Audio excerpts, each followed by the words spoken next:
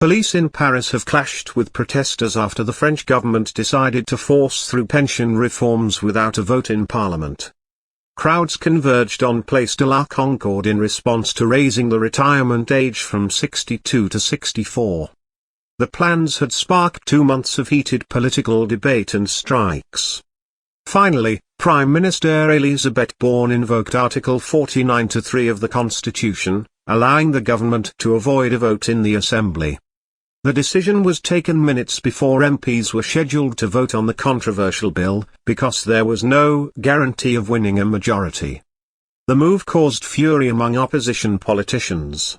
Many jeered the Prime Minister, sang La Marseillaise and held up signs of protest in Parliament.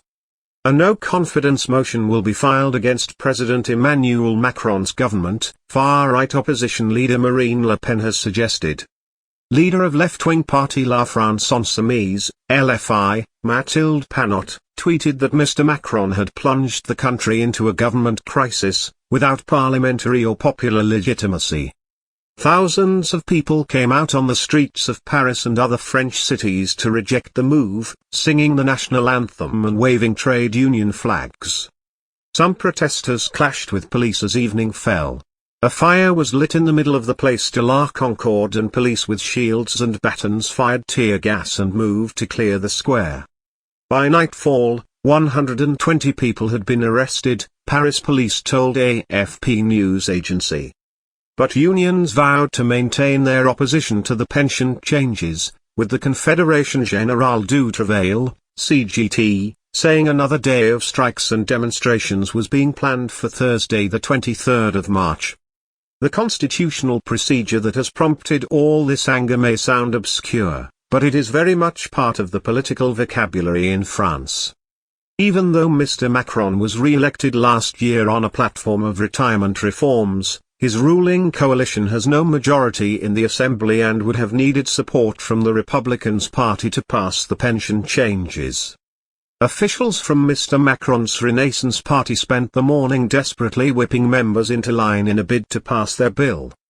They knew some of their MPs could vote against or abstain, faced with the evident unpopularity of the bill, so they resorted to special constitutional powers. But whenever a government invokes the 49(3), it can be sure it will be accused straight away of riding roughshod over the will of the people. In fact, it has been used precisely 100 times in the more than 60 years of the Fifth Republic, and by governments of all shades. Obviously, it tends to be used more frequently by governments that do not have an inbuilt majority in parliament, such as the socialist Michel Rocard's in the 1980s and Élisabeth Borne's today. She has in fact already used it several times, but those occasions were for public finance bills which were less controversial. Use of the procedure is a way to bypass a vote which might be lost, but the downside for the government is that the opposition parties can immediately table a vote of no confidence. If these are voted through, the government falls. That is a theoretical possibility now, but unlikely, because it would mean the far right, the left and much of the conservative opposition all coming together. The dispute once again makes France look unreformable. By comparison with other countries in Europe, the change to the pension age is far from dramatic. But the bill is regularly described by opponents as brutal, inhuman and degrading. Morale in France is low and getting lower, and people see retirement as a bright spot in the future. But many feel that this is a rich man's government taking even that away.